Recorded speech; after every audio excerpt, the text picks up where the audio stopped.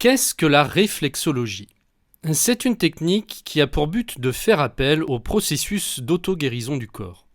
Sa pratique se fait par l'exercice d'une pression maintenue sur des points ou des zones de réflexe avec le bout des doigts. Ces zones sont généralement situées dans les mains, les oreilles et les pieds et elles correspondent à des fonctions organiques ou des organes. Contrairement à ce que beaucoup de gens pensent, ce n'est pas une méthode de massage, même si elle s'y apparente en première estimation. Elle ressemble beaucoup plus à l'acupuncture ou au shiatsu. Elle ne prétend pas non plus soigner des maux précis, mais cherche plutôt à fournir un certain apaisement aux diverses affections telles que les maux de dos ou de tête, le stress, la sclérose en plaques, le syndrome prémenstruel, les troubles respiratoires, les effets désagréables de la chimio et bien plus encore. De nombreuses illustrations et textes anciens laissent penser que les Égyptiens et les Chinois ont eu recours à une forme de réflexologie des pieds pendant l'Antiquité. Ce n'est qu'en 1582 que deux médecins européens, les docteurs Atatis et Adamus, publient en Occident l'une des premières œuvres sur le sujet. Cette technique, telle qu'on la connaît de nos jours, tire ses origines des travaux du docteur William Fitzgerald, médecin américain. Pendant que ce dernier cherchait un processus d'anesthésie en chirurgie mineure, il fit une découverte très intéressante. Il découvrit en effet que la douleur ressentie par ses patients devenait moins importante lorsqu'il exerçait une pression sur certaines zones du corps. Il élabore alors une théorie en 1913 qui est basée sur un modèle morphologique et qui scinde le corps en 10 régions énergétiques partant de la tête aux pieds, chacune étant reliée à des points spécifiques du corps. Ce sont ces points que l'on appelle les zones réflexes. Pourquoi la pratiquer ?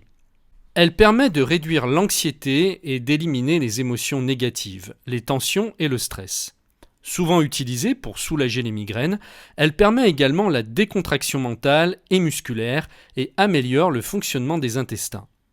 Elle est aussi pratiquée pour réduire l'inflammation et la douleur, favoriser la digestion via l'élimination des toxines et pour renforcer les défenses naturelles.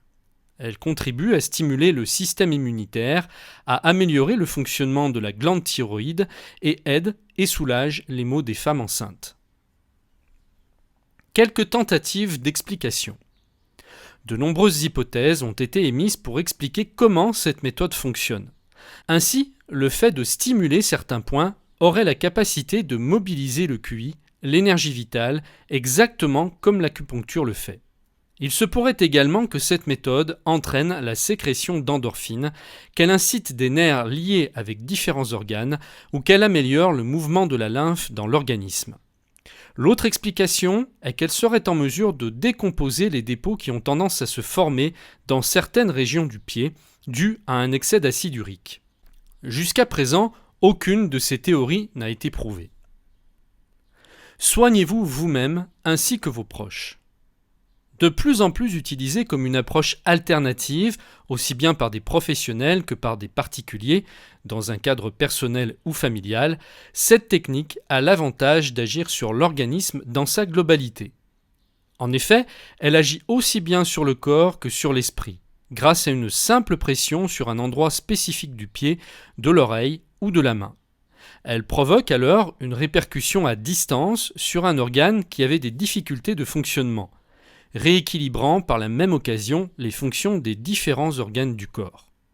Ainsi, par l'intermédiaire des méridiens d'acupuncture, le réflexologue pourra agir directement sur l'organe fragilisé par la carence en circulation d'énergie.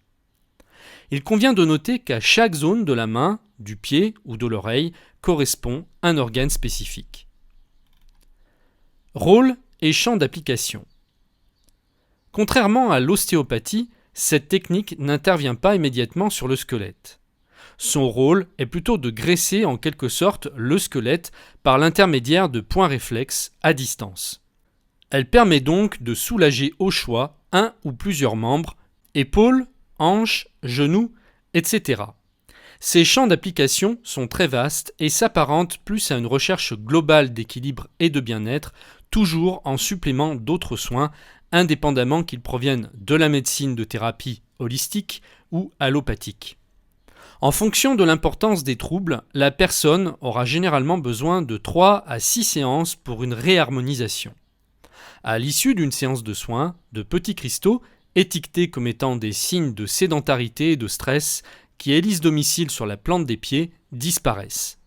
Le patient se sent par conséquent moins encombré, plus léger, et la vitalité regagne son organisme. D'une manière générale, les maux qui font leur apparition mettent souvent beaucoup de temps à annoncer leur présence, ce qui nécessite un rééquilibre régulier du corps.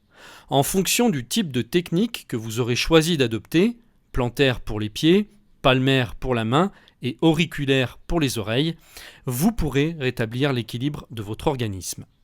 Chaque technique correspond à une catégorie précise de points réflexes.